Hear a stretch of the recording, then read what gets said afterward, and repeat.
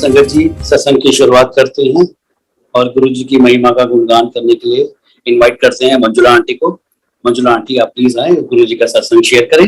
सबसे पहले मैं गुरु जी के चरण कमलों में कोटि कोटि प्रणाम करती हूँ और गुरु जी की प्यारी संगत को जय गुरु जी बोलती हूँ। और सबसे पहले गुरु जी को लाखों लाखों शुक्राना करती हूँ कि उन्होंने मुझे इस प्लेटफॉर्म पे आके सत्संग शेयर करने का ये मौका दिया है, बहुत ही अच्छा मौका दिया है। और उसके बाद में मैं मंदिर मैनेजमेंट के जो भी टीम है जिन्होंने ये सोचा और इसको पॉसिबल किया, जो मैनेज कर रहे हैं इतने अच्छे से, वो सब लोग बहुत सराहना के पात्र हैं, बहुत ही अच्छा रहे हैं। हम लोग घर बैठे हुए बिना मंदिर जाए, बिना सत्संग में जाए भी सब संगत से गुरु जी के दरबार से जुड़े हुए हैं, ऐसा लगता नहीं है। बहुत ही अच्छा कहा है सबने, थैंक यू सो मच उसके लिए। संगत जी, हम लोग आपस में बात करते हैं तो बोलते हैं कि हम इस डेट से गुरुजी से जुड़े, इस दिन से जुड़े, उससे जुड़े, लेकिन हमारा और गुरुजी का जन्मों जन्मों का रिश्ता है। ये तो सिर्फ एक डेट होती है और हमारी लाइफ तो एग्जाम्पल है। हमें तो गुरुजी तब से हमारी बाह पकड़ी हुई है जब हम उनको जानते भी नहीं थे, उनके बारे में कुछ भी पता नहीं था कि हम गुरु के पास जाएंगे। लेकिन कुछ सर्कमस्टेंस बने, जब गुरु जी को अपने से जोड़ना था, अपने पास बुलाना था, तो मैं गुरु जी से जुड़े, उसके फिजिकली जुड़े हम उसके पहले से आपको बताती हूँ। मेरे हस्बैंड पावर ग्रिड में काम करते थे और उनका रिहांड में पोस्टिंग था। ये 99 की जनवरी की बात है। तो वहां पे हुआ सर में किसी चीज से थोड़ी सी चोट लगी। वेरी सॉरी आंटी, मैं आपको बीच में टोक रहा हूँ। आपकी वॉइस कट रही है, तो प्लीज आप थोड़ा चेक कर लीजिए, आप वाईफाई के पास आ जाए, नेटवर्क के देख लीजिए।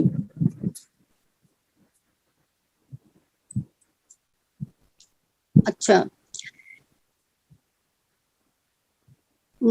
तो हम, मेरे हस्बैंड की पोस्टिंग रिहांड में थी, तो उनके सर में थोड़ी सी चोट लगी और अंदर, बाहर से कुछ नहीं हुआ, सर के अंदर ब्लीडिंग हो गई, उससे ब्लड का क्लॉट हो गया और वो 2 महीने तक चलता रहा। वो दिल्ली नहीं आ पाए और समहाउ ये गुरुजी की ही प्लानिंग थी कि जब वो किसी ऑफिस के काम से दिल्ली आए और उसी दिन हमने डॉक्टर को दिखाया, तो सिचुएशन इतनी खराब थी कि उसी दिन डॉक्टर ने MRI वगैरह करके बोला कि आपको आज ही अभी एडमिट हो जाइए, आज ही ऑपरेशन करना पड़ सकता है। तो फिर दूसरे दिन सुबह हम लोग हॉस्पिटल पहुंचे, अपोलो हॉस्पिटल पहुंचे। So my husband collapse on the gate of Apollo hospital. और डॉक्टर को पहले दिन दिखाया था, उन्होंने वहां पे इमरजेंसी में जो ड्यूटी डॉक्टर थे उनको सारे इंस्ट्रक्शंस दे रखे थे कि ऐसे ऐसे जब भी वो आ जाए तो मुझे फोन कर दीजिएगा, ओटी तैयार रखिएगा। तो वहां जाते ही डॉक्टर ने ओटी में शिफ्ट कर दिया, डॉक्टर भी आ गए थे और ऑपरेशन भी कर दिया।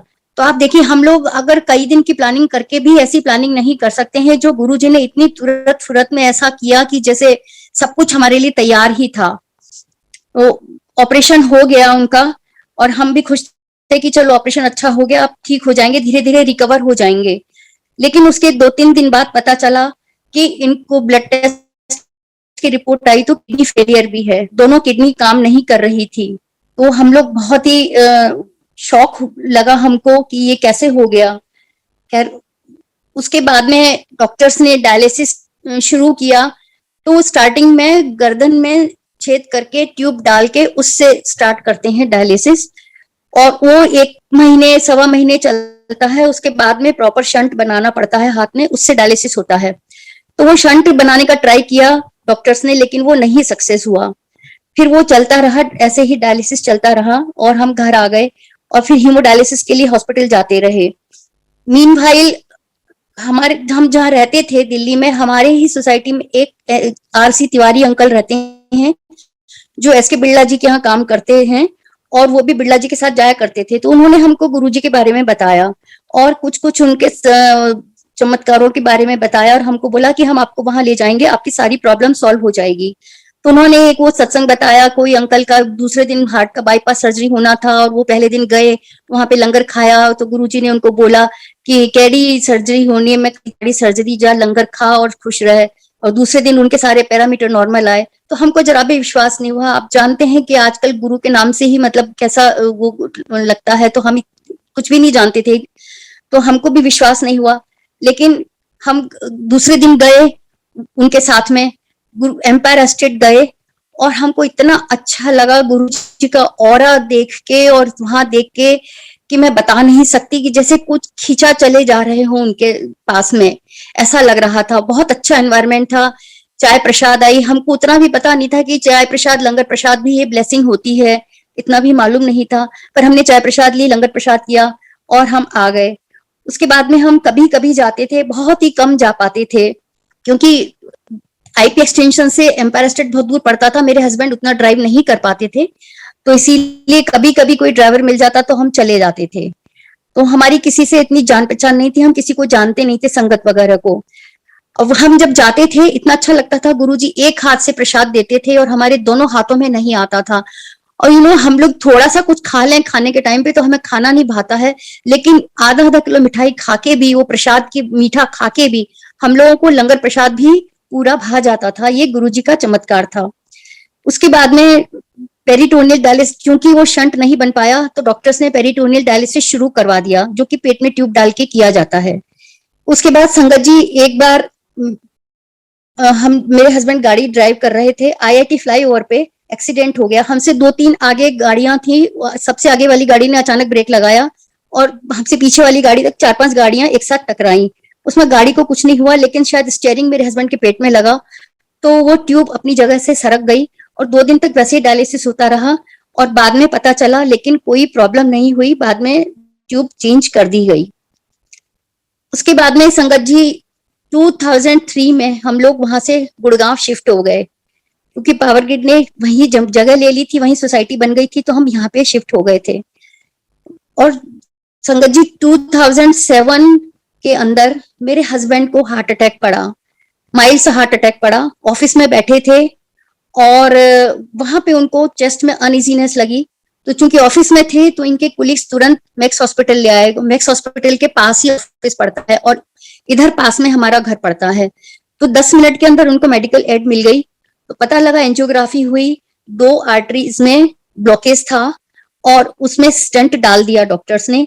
ले बहुत माइल्ड सा हुआ, कहने को हार्ट अटैक था, माइल्ड सा हुआ था और कोई भी नुकसान नहीं हुआ, ठीक हो गए। उसके बाद में संगत जी पेरिटोनियल डायलिसिस चलता रहा। वो कहते हैं कि बहुत लंबे टाइम तक डायलिसिस करते करते पेरिटोनियम जो है वो एग्जॉस्ट हो जाती है और काम करना बंद कर देती है। तो मेरे हस्बैंड के साथ भी यही हुआ होगा। तो बहुत, तो उनका वेट बढ़ गया, 2-4 दिन के अंदर ही ड्रास्टिकली वेट बढ़ गया और उसमें जो डेक्सट्रोज होती है वो इनके ब्लड में मिलती गई, तो हमको पता भी नहीं चला। एक दिन बाथरूम में गिर पड़े और बेहोश हो गए, कोमा में चले गए थे समझो। उस हालत में मैं उनको अपोलो हॉस्पिटल लेके गई थी, तो वहां पे डॉक्टर्स भी देख के हैरान रह गए कि क्या हुआ। तो वहां पे इनके नेफ्रोलॉजिस्ट ने सारे स्पेशलिस्ट को बुला लिया, तो जो वहां के गैस्ट्रोंटोलॉजिस्ट थे उन्होंने देख के कहा कि शुगर चेक करी, तो हालांकि मेरे हस्बैंड शुगर के पेशेंट नहीं थे, लेकिन चूंकि वो डेक्सट्रोज मिलती गई इसलिए it was beyond measuring, 600-700 sugar हो गई थी। 600-700 शुगर में आदमी का बचना मुश्किल होता है और कोमा में भी चले गए थे। तो उन्होंने ये सजेशन दिया कि जिस तरह से किसी को ग्लूकोज इंट्रावीनस चढ़ाया जाता है, उसी तरह से हम इनको इंट्रावीनस इंसुलिन की बोतल्स चढ़ाना शुरू करते हैं लगातार। कंटिन्यूअसली वो चढ़ती रहेगी तो वो शायद तोड़ तोड़ के ब्लड में से शुगर को निकाले तो इनको होश आ सकता है, अदरवाइज तो बहुत मुश्किल है। तो जब वो इंट्रावीनस शुरू किया गया तो वो इंसुलिन ने जब तोड़ तोड़ के शुगर निकाली, 1.5 दिन में इनको होश आ गया, कोमा से बाहर आ गए। सो डॉक्टर्स ऑल्सो टोल्ड कि Mrs Agarwal you are very lucky person, ये 1.5 दिन में कोमा से बाहर आ गए, वरना एक बार कोमा में कोई चला जाता है तो कोई भरोसा नहीं होता, महीनों सालों साल लग जाते हैं। लेकिन यू आर वेरी लकी। मैंने मन में सोचा मैं क्या लकी हूँ, ये तो सच है, उन्होंने बाह पकड़ी हुई है और उन्हीं की कृपा है, ये उन्हीं की मेहरबानी से हुआ है। उसके बाद में संगत जी इमरजेंसी में फिर से हीमोडायलिसिस शुरू करना पड़ा, क्योंकि पेरिटोनियम एग्जॉस्ट हो चुकी थी, तो वो नहीं कर सकते थे। तो अब ये सवाल आया डॉक्टर्स और वो फील हो गया, तो अब दोबारा कैसे हुआ और इनकी चली। हम जान नहीं सकते, हम सॉरी आंटी, मैं इंसान हैं, आपको हम फिर से नहीं टोक रहा हूँ, समझ सकते। आप प्लीज चेक कर लीजिए, आपकी आवाज काफी वो कट रही सब है। कुछ पहले से इंतजाम पे रखते हैं। हाँ, एक रिलेटिव हैं, उनके साले साहब डॉक्टर हैं। अच्छा, हेलो अंकल, आवाज नहीं आ रही? जी आंटी, बीच में आपकी आवाज ब्रेक हो रही थी, तो प्लीज देख लीजिए नेटवर्क। नेटवर्क तो ठीक है अंकल,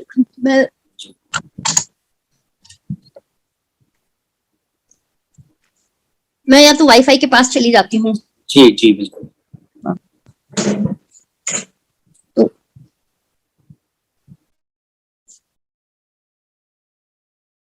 हेलो अंकल, अब आ रही है पूरी आवाज? जी आंटी ठीक है। हाँ ठीक है। तो अब ये सवाल पैदा हुआ कि हाथ में शंट कैसे बनेगा और कैसे डायलिसिस होगा, कैसे आगे जिंदगी चलेगी। तो उस वक्त हमारे एक रिलेटिव हैं, तो वो बोले मेरे साले से डॉक्टर, मैं उनसे बात करता हूँ। तो उन्होंने बताया कि मेरा एक फ्रेंड है डॉक्टर राकेश महाजन, जो अभी यूके से वेस्कुलर सर्जरी में स्पेशलाइजेशन करके आए हैं, तो वो बड़े आराम से सक्सेसफुली शंट बना देंगे। तो हम वहां मिले, वो अपोलो हॉस्पिटल में ही बैठते थे। हम डॉक्टर राकेश महाजन से मिले और उन्होंने बड़े आराम से सक्सेसफुली शंट बना दिया और इनका डायलिसिस चालू हो गया। उससे फिर 5 साल तक डायलिसिस हुआ। तो आप देखिए गुरु जी की मेहरबानी, आप देखिए कि किस तरह से उन्होंने इंतजाम करके रखा था कि जिस वक्त जिस प्रॉपर आदमी की सख्त जरूरत थी, उस वक्त उनसे हमारी मुलाकात करवा दी। ये गुरु जी ही कर सकते हैं और कोई नहीं कर सकता। उसके बाद में ये मैक्स हॉस्पिटल में गुड़गांव में हीमोडायलिसिस के लिए जाते रहे, वीक में 3 बार। फिर मैं ये सोचती थी, कभी कभी ये सोचती थी कि मेरे हस्बैंड की हालत इतनी खराब है, अगर कल को इनको कुछ हो गया तो मैं तो किसी भी संगत को जानती नहीं हूँ, मैं अकेली कैसे मंदिर जा पाऊंगी, कैसे सत्संग वगैरह में जा पाऊंगी। लेकिन गुरुजी ने उसका भी इंतजाम कर रखा था। हमारे सोसाइटी के पास में पावर ग्रिड ने एक मंदिर बनवाया हुआ है, तो एक बार नीचे नोटिस बोर्ड लगा हुआ था कि उस मंदिर में भजन संध्या है। तो मेरे हस्बैंड तो डायलिसिस के लिए हॉस्पिटल गए हुए थे, तो मैंने सोचा मैं वो भजन संध्या अटेंड कर लेती हूँ। मैं वहां पे गई, तो वहां पे एक अंकल और आंटी भजन गा रहे थे, तो मैं नहीं जानती थी उनको।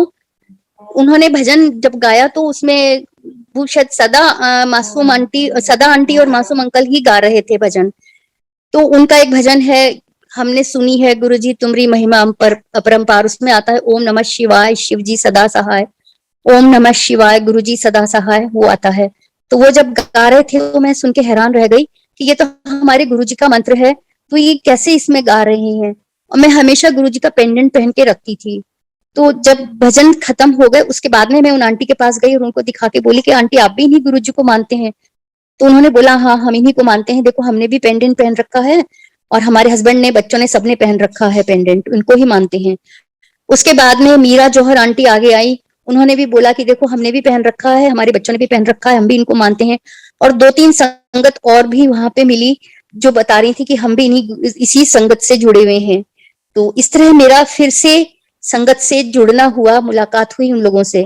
तो मीरा जौहर आंटी ने बताया अंजना मैनी आंटी के बारे में। वो बोली कि वो उस दिन मैनी आंटी वहां पहुंच नहीं पाई थी मंदिर में, तो उन्होंने मुझे उनका नंबर दिया और बोला कि आप अंजना मैनी आंटी से बात कर लीजिएगा। तो दूसरे दिन मैंने अंजना मैनी आंटी से बात करी, तो वो मुझे बोली कि आप ट्रांसप्लांट क्यों नहीं करवाते हैं। तो मैंने कहा कि जब इमरजेंसी में अपोलो हॉस्पिटल में जब पेरिटोनियम फेल हो गई थी, तो अपोलो हॉस्पिटल में हीमोडायलिसिस किया था, तो उस टाइम पे शायद जिस मशीन से इनका डायलिसिस किया गया था उस पे पहले किसी हेपेटाइटिस सी का वाले आदमी का हुआ होगा डायलिसिस, तो उस मशीन से इनको हेपेटाइटिस सी लग गया। और डॉक्टर्स ये कहते हैं कि जिसको हेपेटाइटिस सी लग जाता है उसका ट्रांसप्लांट सक्सेस नहीं होता है, तो अब वो तो पॉसिबल नहीं है। तो मैं, अंजना आंटी ने बोला कि फिर आप लोटा ब्लेस क्यों नहीं करवाते हैं। तो मैंने कहा कि गुरुजी ने हमको कभी कहा ही नहीं लोटा ब्लेस करवाने के लिए। हम देखते थे कभी जब जाते थे एम्पायर एस्टेट और बड़े मंदिर जाते थे तो देखते थे कभी कभी लोग लोटा लेके आते थे ब्लेस करवाने के लिए और गुरुजी उनको ब्लेस करके देते थे। पर ये सुना हुआ था कि जब तक गुरुजी खुद नहीं कहते तब तक नहीं ले जाना चाहिए। हमको कभी गुरुजी ने कहा नहीं और अब गुरुजी है नहीं चोले में, तो हम कैसे ब्लेस करवाएं। तब अंजना आंटी ने बोला कि हम आपको ब्लेस करवा के देंगे, हम मंदिर लेके चलेंगे और हम ब्लेस करवा के देंगे। फिर अंजना आंटी ने लोटा ब्लेस करवा के दिया। उस लोटे से आगे 5 साल और जिंदगी चली मेरे हस्बैंड की। तो आप ये देखिए कि गुरुजी कैसे कैसे आगे से आगे हर चीज का इंतजाम करते हैं। सर्कमस्टांसेस ऐसी होती रही कि हर पल ऐसा लगता था कि अब अंत होने वाला है, लेकिन गुरुजी बाह पकड़ के उस भंवर से हमेशा निकाल लेते थे। उसके बाद और हमको तो हम इतना कम जा पाते थे, हमको तो ये भी नहीं पता चला कि कब 2006 में गुरुजी ने सत्संग शुरू करवाया गुड़गांव में, सबको इकट्ठा किया। 2007 में उन्होंने चोला भी छोड़ दिया, उसका भी हमको बाद में पता चला, हमको वो भी नहीं मालूम चला। फिर हीमोडायलिसिस चलता रहा, स्मूथली सब लाइफ चल रही थी। उसके बाद में संगत जी 2009 में मेरे हस्बैंड को ब्रेन स्ट्रोक पड़ा। तो ब्रेन स्ट्रोक पड़ने से मतलब इतना ज्यादा नहीं हुआ कि कुछ मुंह टेढ़ा हो जाए या आधे अंग में हो जाए या कुछ काम नहीं कर पाए, ऐसा नहीं हुआ। बस इनको इतना फर्क पड़ा कि राइट हैंड साइड में उंगलियों से थोड़ा कम काम ले पाते थे, सिग्नेचर करने में दिक्कत होती थी और बटन वगैरह नहीं लगा पाते थे। तो वो किसी तरह मैनेज कर लिया, डॉक्टर को दिखाया, मेडिसिन वगैरह ली, लेकिन न तो बेड रिडन हुए न हॉस्पिटल में एडमिट होना पड़ा एक दिन के लिए भी। और किसी को ऑफिस में भी ये पता नहीं चल पाया कि इनको ब्रेन स्ट्रोक पड़ा है। इतना मतलब आप देखिए, कर्म कटवाने के लिए गुरुजी ने इतनी बड़ी बड़ी बीमारियां दी, लेकिन इस तरह संभाल के रखा जैसे माँ अपने बच्चे को गोदी में उठा के रखती है। वो एक कहानी आती है ना कि एक व्यक्ति सी बीच पे चल रहा था, तो 2 पैरों के निशान देख के उसने गॉड से पूछा कि when I was in my most troublesome time, at that time you left me alone. यहाँ पे 2 ही पैरों के निशान थे। तब भगवान ने उनको बोला कि नहीं, वो मेरे ही पैरों के निशान थे, तुम्हारे ट्रबलसम टाइम में मैंने तुमको गोदी में उठा रखा था। संगत जी, हम तो जब से गुरु जी से को देखा भी नहीं, उसके पहले से लेके आज तक गुरु जी ने हमको गोदी में ही उठा के रखा हुआ है। अदरवाइज तो हमारी जर्नी पता नहीं क्या होता, हम सोच के भी रूह कांप जाती है। उसके बाद में संगत जी 2010 में शिलोंग में पावर ग्रिड की मीटिंग हुई, मैनेजमेंट कमेटी की मीटिंग थी। तो उस टूर में हम लोगों का भी जाना हुआ। तो गुवाहाटी तक फ्लाइट जाती है, गुवाहाटी से शिलोंग 5 घंटे की बाई रोड जर्नी है। तो हम गए, मीटिंग खत्म हो गई, पावर ग्रिड के सारे ऑफिसर्स थे। वापस शिलोंग से गुवाहाटी के लिए हम लोग कार में रवाना हुए, सब अपनी अपनी कारों में, कोई थोड़ा आगे थोड़ा पीछे। उस वक्त उस इलाके में सबका नेटवर्क खत्म हो गया था, किसी का मोबाइल चल नहीं रहा था। हमने 2-2.5 घंटे की जर्नी करी होगी कि हमको लेफ्ट हैंड साइड टर्न लेना था ड्राइवर को, और लेफ्ट में बहुत नीचे तक गहरी खाई थी, तो ज्यादा दबा नहीं सकते थे, और सामने से ट्रक आ रहा था जिसको राइट टर्न करना था। एंड उसी टाइम पे इनके आगे जो इनके कुलीग जा रहे थे, उन्होंने फोन किया, एकदम से 2 सेकंड के लिए फोन बजा इनका, और उन्होंने पूछा एसके तुम कहाँ तक पहुंचे। इन्होंने बस उसी टाइम ट्रक ने टक्कर मारी ड्राइवर की साइड में, और इन्होंने इतना बोला, अरे अरुण हमारा तो एक्सीडेंट हो गया, तुम गुवाहाटी पहुंच के दूसरी गाड़ी भिजवा देना। और उसी क्षण वो नेटवर्क खत्म हो गया, मोबाइल बंद हो गए, जैसे वो मैसेज सुनवाने के लिए ही गुरुजी ने नेटवर्क चालू किया हो उस टाइम पे। और वो चले गए। उसके बाद में हम लोग वहां पे, गाड़ी तो चल रही नहीं रही थी, बंद हो गई थी। हम गाड़ी बंद करके ग्लासेस चढ़ा के सीट के नीचे दुबक के छुप के बैठे रहे उतनी देर तक गुरुजी का नाम लेके, क्योंकि रात का समय हो रहा था, बहुत तेज बारिश हो रही थी और घनघोर जंगल था वहां पे, और टेररिस्ट इलाका था। कहते हैं वहां टेररिस्ट को पता लग जाए कि गाड़ी में कोई गवर्नमेंट ऑफिसर है तो वो किडनैप करके ले जाते हैं। पहले भी एक बार कोई पावर ग्रिड के ऑफिसर है मिस्टर दास, उनको किडनैप करके ले गए थे, उनको 10 महीने तक अपनी कस्टडी में रखा था उन्होंने। तो हमको बहुत डर लग रहा था, हम सीट के नीचे दुबक के जैसे तैसे बैठे हुए थे।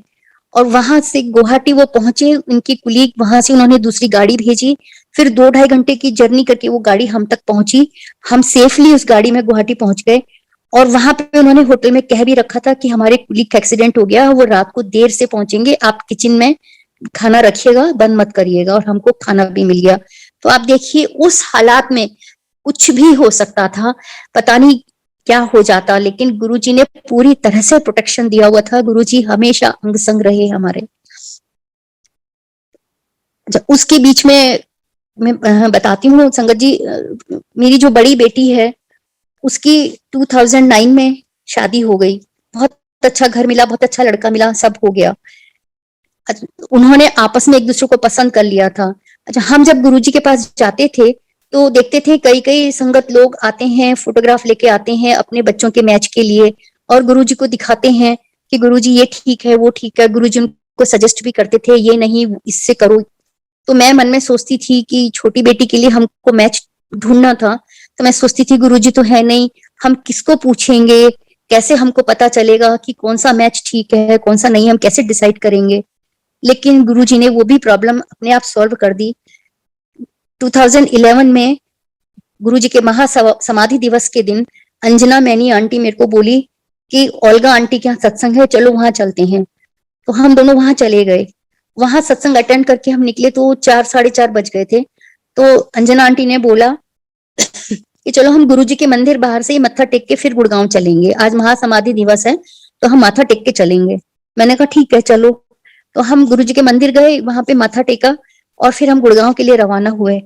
हमको स्टार्ट हुए थोड़ी ही देर हुई थी कि मेरे हस्बैंड का फोन आया और उन्होंने ये बोला कि बाहुबली एनक्लेव में जो एके जैन साहब हैं, जिनके यहाँ हमारे अर्पिता की बात चल रही थी, उनका फोन आया है और उन्होंने आज मिलने के लिए बुलाया है।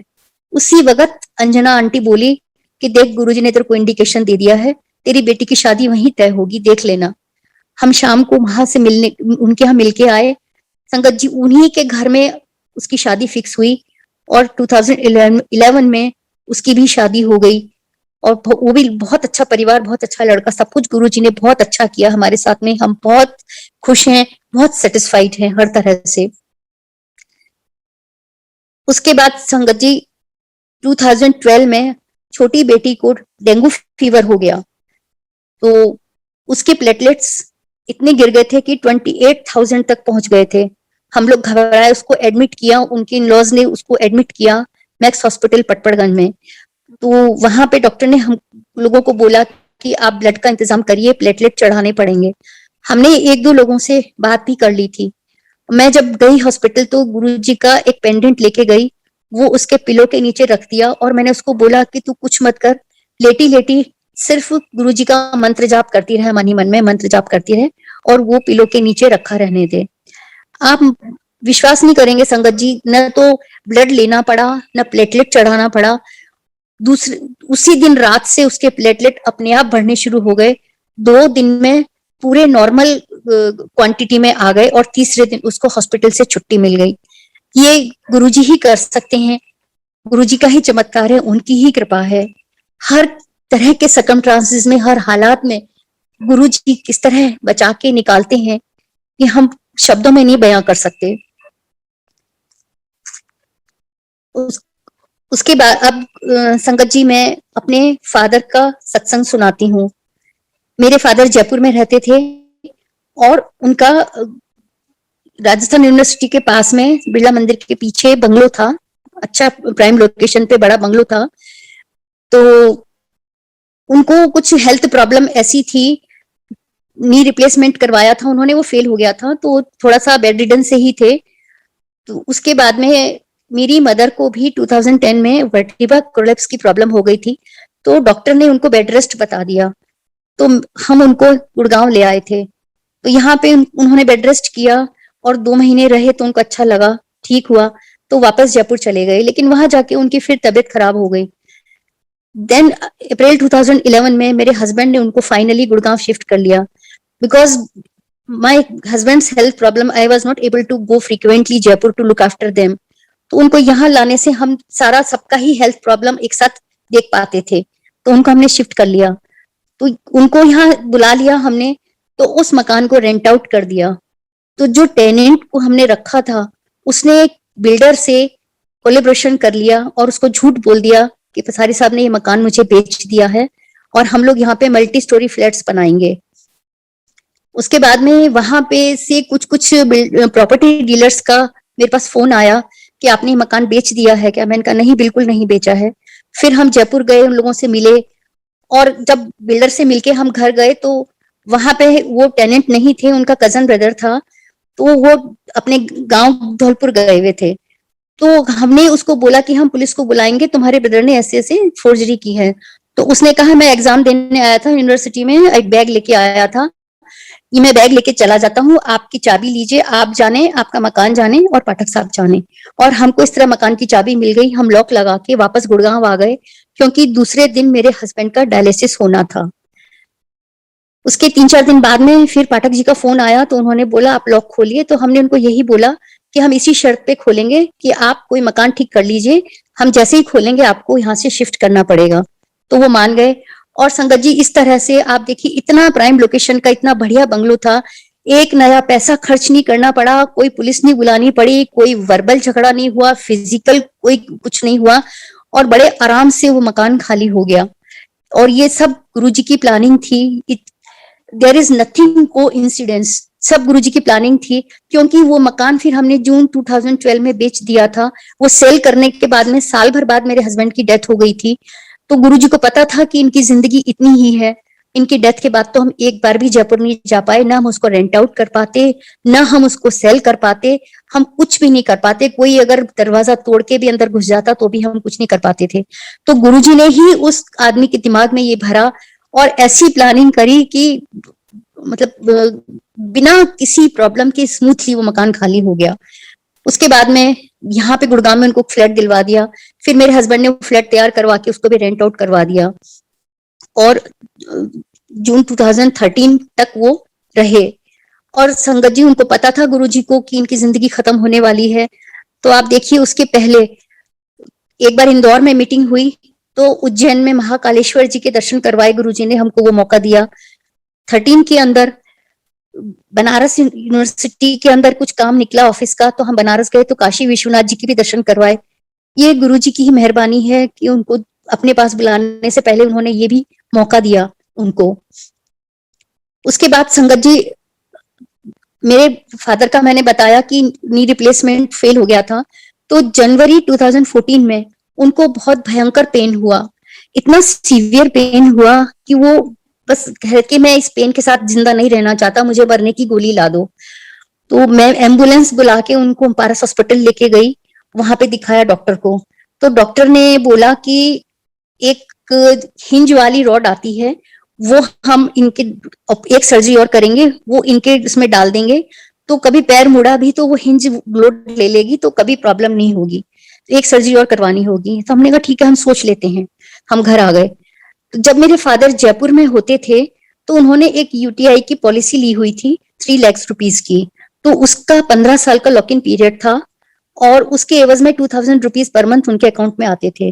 तो 5 साल हो गए थे उसको। तो मेरे फादर को मन में आया कि अभी तो 5 साल ही हुए हैं, 10 साल बाकी हैं, तो हमारी बेटी 10 साल बाद किसने देखा, कहाँ कहाँ घूमती रहेगी वो लेने के लिए, तो हम उसको प्री मेच्योर रिडीम करवा लेते हैं, कुछ पैसा कटेगा तो कट जाएगा।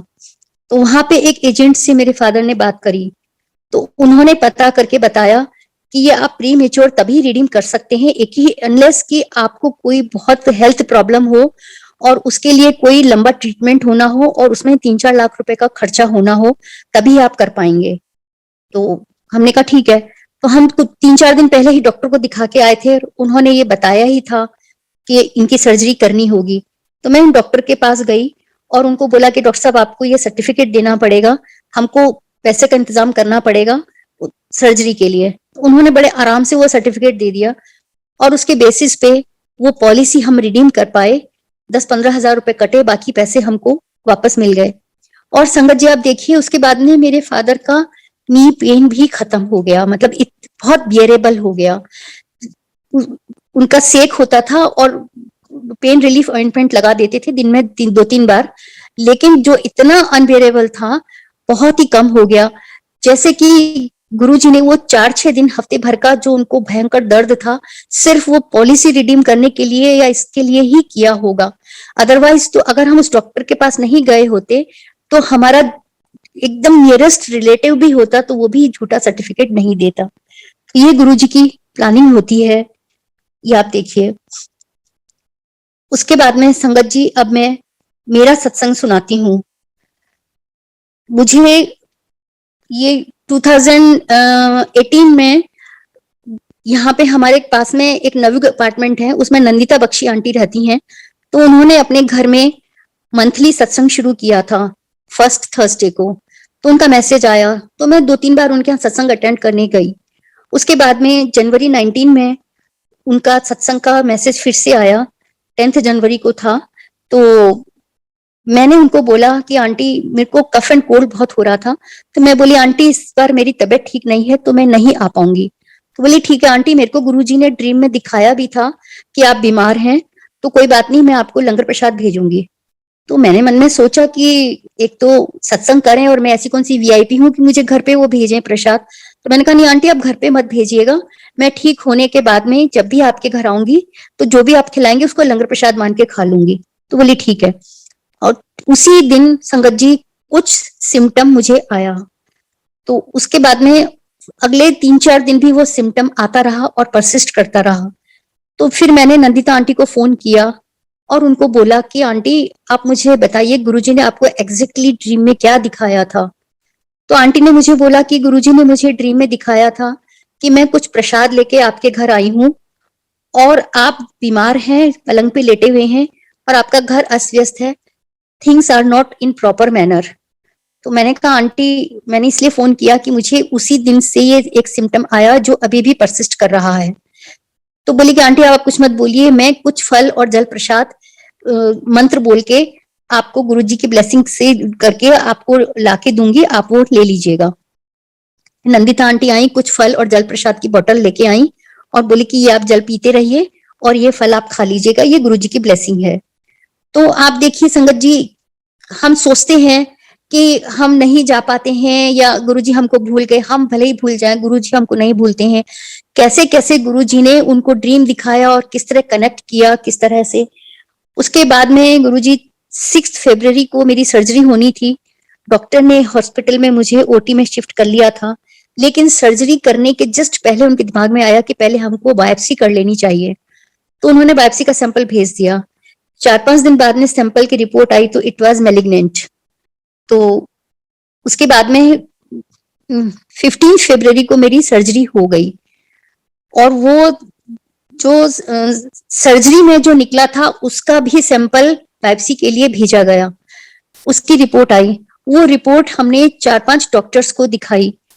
एवरीबडी टोल्ड, हर बड़े हॉस्पिटल में दिखाई, एवरी डॉक्टर टोल्ड कि there is no need of chemotherapy at all, because आपको बहुत स्टार्टिंग में पता चल गया, केवल रेडिएशन का कोर्स लेना होगा, उसी की जरूरत है। तो आप देखिए संगत जी, गुरु जी ने कर्म कटवाने के लिए इतनी बड़ी बीमारी का नाम दिया और किस तरह उसमें से भी मेरे को बचा के निकाल लिया गुरु जी ने, कि आप सोच लीजिए। मेरा रेडिएशन भी, अच्छा उसके बाद में ना 15 फरवरी को सर्जरी हुई, उसके 10 दिन बाद ऐसा हुआ मेरे रूम में थोड़ा सा पानी गिरा हुआ था, मुझे पता नहीं था और मेरा पैर स्लिप हो गया।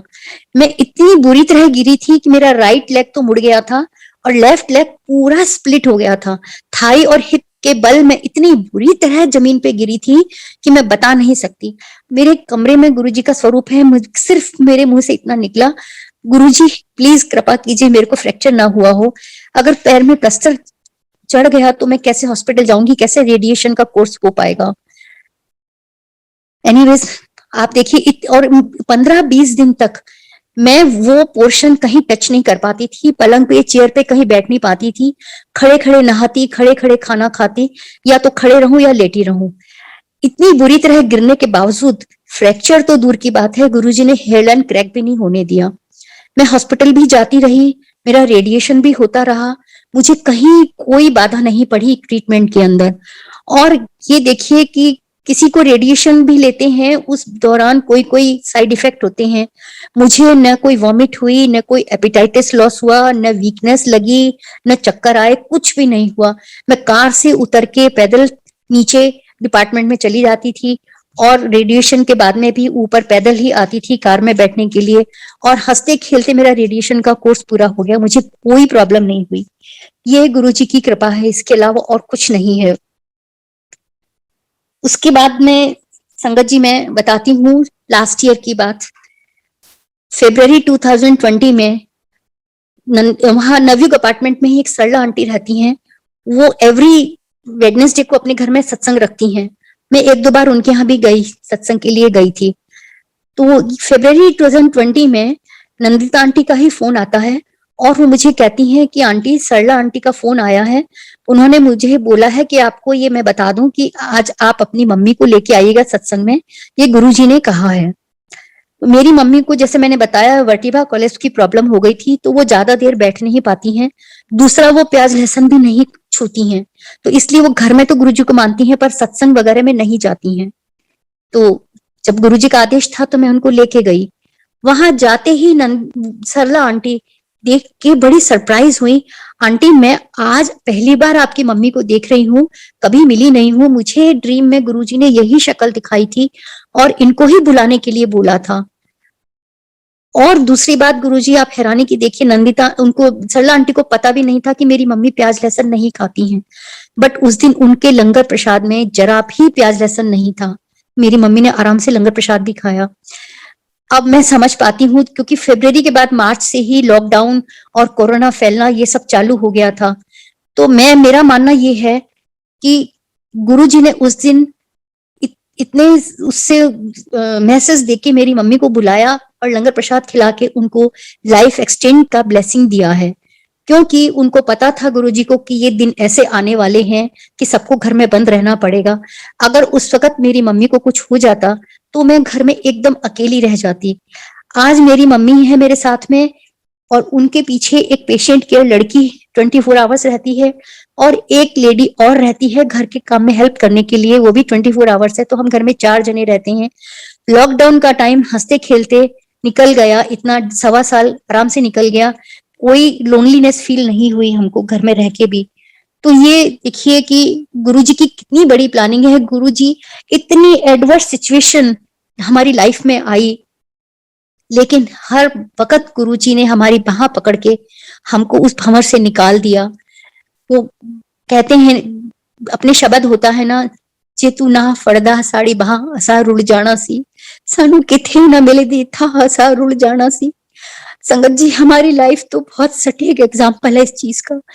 अगर उस टाइम गुरुजी अपने आप हमको बुलाते नहीं, अपने दर पे नहीं जगह देते हमको, हमारी नैया ऐसी थी कि उसमें छेद हो गया था और समुद्र का पानी उसमें भर रहा था, हमारी नाव तो डूबने ही वाली थी। लेकिन गुरुजी ने गृहस्थी की सारी जिम्मेदारियां पूरी करवाई, तब तक मेरे हस्बैंड को बनाए रखा और लास्ट मोमेंट तक वो फुल फ्लेज ऑफिस का काम करते थे। 2 दिन भी बेड पे रह के उन्होंने सेवा नहीं करवाई। उसके बाद में संगत जी, मैं मेरी बड़े सन इन लॉ का आपको सत्संग सुनाती हूँ। गौरव हैं, वो ऑफिस के काम से जर्मनी गए थे। वहां पे वो होटल से ऑफिस जा रहे थे बाई कार, तो जर्मनी में ट्राम से उनकी कार का एक्सीडेंट हो गया। कार तो चकनाचूर हो गई, लेकिन गौरव को एक खरोंच तक नहीं आई। ये गुरुजी ही हैं। जबकि मेरी दोनों बेटी के इन-लॉज जैनी हैं, जैन्स हैं, वो गुरुजी को जानते भी नहीं थे, मानते भी नहीं थे। लेकिन कहते हैं ना कि परिवार में एक जना भी जुड़ जाता है तो गुरुजी सबको ब्लेसिंग देते हैं। मेरे फादर भी नहीं मानते थे गुरुजी को, लेकिन फिर भी आप देखिए उनको कैसी कैसी मुसीबतों से निकाला गुरुजी ने। तो उसके बाद में मेरे बड़ी बेटी के इन-लॉज मसूरी में रहते हैं। तो एक बार ये लोग मसूरी गए, वहां से सब लोग बाई कार वापस आ रहे थे। बेटी, उसके हस्बैंड, उनका बच्चा, उनके पेरेंट्स, 5 लोग आ रहे थे। तो आते हुए रास्ते में ट्रक से टक्कर हो गई। गाड़ी को थोड़ा नुकसान हुआ, लेकिन 5 जनों में से किसी एक को स्क्रैच तक नहीं आया और गाड़ी को भी इतना ही डैमेज हुआ कि गाड़ी चालू हालत में रही। वो लोग उसी गाड़ी से गुड़गांव तक पहुंच गए और यहाँ आके उन्होंने गाड़ी ठीक कराई। तो आप देखिए गुरुजी किस तरह से सबको ब्लेस करते हैं और किस तरह से सबको मुसीबत से बचाते हैं, ये मैं आपको बता रही हूँ। और संगत जी, मैं ये बताती हूँ कि गुरुजी हमको वही देते हैं जो हमारे भले के लिए होता है, वह नहीं देते जो हम चाहते हैं। इसका मैं आपको एग्जांपल देती हूँ। 2001 में टेहरी हाइड्रो डैम कॉर्पोरेशन में डायरेक्टर टेक्निकल की पोस्ट की वांट निकली थी। उसका मेरे हस्बैंड ने इंटरव्यू दिया था, उसमें वो नंबर 1 सेलेक्ट हो गए थे।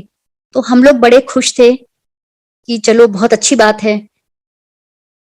और लेकिन उसके बाद में समहाउ कुछ ऐसा सर्कमस्टांसेस हुए कि किसी ने पावर मिनिस्ट्री में बोल दिया कि इनकी हेल्थ ठीक नहीं रहती, डायलिसिस करते हैं so he will be not fit for this post. तो एक हिस्ट्री में कभी ऐसा नहीं हुआ, जिनको बाईपास सर्जरी हार्ट की हो जाती है वो भी चेयरमैन डायरेक्टर तक बन जाते हैं। लेकिन ये तो गुरुजी की प्लानिंग थी, किसी और की क्या प्लानिंग थी। तो मेडिकल बोर्ड एम्स में बिठाया गया 3-4 डॉक्टर्स का, उन्होंने चेक किया और उसके बाद उन्होंने भी ये बोल दिया, डिक्लेयर कर दिया कि he is not fit for that post. और तब तक जो 2 नंबर पे दूसरे व्यक्ति आए थे, कोई एनटीपीसी के ऑफिसर थे, उन्होंने अपनी फाइल आगे बढ़ा दी। तो वो मेरे हस्बैंड मेरे को बोले कि तुम अब भी गुरुजी को मानती हो, तुम अब भी भगवान को मानती हो। मैंने कहा हाँ, मैं अब भी गुरुजी को मानती हूँ, इसमें गुरुजी ने हमारा कोई भला ही सोचा होगा, आगे जाके हमको पता चलेगा। तो ये आप देखिए गुरुजी, ये संगत जी 2001 की बात है और 2030 तक मेरे हस्बैंड रहे। उसके बीच में कितने, मैंने आपको बताया कितने अप्स डाउन्स इनकी हेल्थ में आए। अगर इनका उस वक्त सिलेक्शन हो जाता तो टेहरी में इनका पोस्टिंग होता। टेहरी में कोई प्रॉपर मेडिकल फैसिलिटीज नहीं थी कि इनको जो इतनी बड़ी बड़ी प्रॉब्लम्स हुई तो इमीडिएटली कोई मेडिकल एड मिल जाती। दूसरी बात, डायरेक्टर की पोस्ट इतनी डिमांडिंग होती है कि किसी भी time, any time chairman call कर सकते हैं, दिल्ली जाना पड़ सकता है। पावर मिनिस्ट्री में कोई मीटिंग हो जाती है, पावर मिनिस्टर भी विजिट करने टेहरी आ सकते हैं, पावर सेक्रेटरी भी, मतलब मीन्स कि any time anywhere they can call और वहां पहुंचना ही पड़ता है। तो अगर मेरे हस्बैंड उस डिमांड को पूरा नहीं कर पाते तो he would have been declared as a failure person, जो कि उनके लिए जीते जी मरण के बराबर होता। वो कभी भी ये चीज बर्दाश्त नहीं कर पाते। और अगर वो उस पोस्ट की डिमांड को फुली मीट करना चाहते तो वो चाह के भी नहीं कर पाते। हेल्थ खत्म हो जाती, इनकी लाइफ भी अनटाइमली खत्म हो जाती। गुरुजी की प्लानिंग इतनी अच्छी थी, पावर ग्रिड में रहते हुए ही इतनी अच्छी तरह मैनेज हो गया। घर, ऑफिस और हॉस्पिटल सब बराबर बराबर में थे। हीमोडायलिसिस भी चलता रहा और सारी स्मूथली सब काम होते रहे। और संगत जी, पावर ग्रिड में रहते हुए ही गुरुजी ने फिर इनके 3 प्रमोशन करवाए। जब हम गुरुजी से जुड़े थे तो डीजीएम थे ये। डीजीएम के बाद में जब पहला प्रमोशन हुआ, एजीएम बने, तो हम उस दिन गुरुजी के दरबार में गए। हम बोलते उसके पहले ही गुरुजी ने बोला, बन गया बिजली का कमिश्नर, तो पहले भी साफ सुथरा था, पहले भी कभी रिश्वत ना खाई, आगे भी रिश्वत ना खाई हो, जिंदगी भर ऐसे ही रही हो। ये गुरुजी के वर्डिंग्स थे। गुरुजी को सब पता था, सब जानते थे। गुरुजी हमारे कहने की जरूरत ही नहीं थी। और इसके अलावा 1200 केवी का ट्रांसमिशन लाइन पहली बार इंडिया में लगा, एमपी में बीना में लगा, और वो पावर ग्रिड ने लगाया। और उसके लिए भी गुरुजी ने मेरे हस्बैंड को यश दिलवाया। मेरे हस्बैंड तो कौन होते हैं करने वाले, ये गुरुजी का ही किया धरा है। उन्होंने उनको ये यश दिलवाना था। और चाइना, जापान, साउथ कोरिया और इंडिया वगैरह सबके कोलैबोरेशन से ये काम हुआ था। तो 1 साल मीटिंग चाइना में हुई, 1 साल जापान में हुई, 1 साल इंडिया में हुई और 2 बार साउथ कोरिया में हुई। हम हर जगह ये जाते थे। हीमोडायलिसिस के बावजूद किसी तरह गुरुजी ने सब मैनेज करवाया। कभी भी एक दिन भी इनको ये कहना नहीं पड़ा कि मैं डायलिसिस करता हूँ इसलिए ये काम नहीं कर पाऊंगा। नेशनल, इंटरनेशनल सब टूर करते रहे, फुल फ्लेज में सेमिनार, मीटिंग सब कुछ अटेंड करते रहे। और पावर ग्रिड में सब लोग आज भी याद करते हैं कि इतनी हेल्थ खराब होने के बावजूद अग्रवाल साहब पूरे शिद्दत से सारा काम करते थे। तो ये इनका यश नहीं है, ये सब गुरुजी का ही है। और मैं एक बात और, जो नई संगत है उनसे एक बात और कहना चाहती हूँ कि हम सोचते हैं कि ये बात ठीक है कि गुरुजी ड्रीम में आते हैं, ब्लेस करते हैं। ये ड्रीम नहीं होता, गुरुजी खुद ही आते हैं। और फ्रेग्रेंस आती है, 7 नंबर दिखाई देता है या ओम दिखाई देता है, वो सब ब्लेसिंग होती है। मैं इस चीज को मानती हूँ।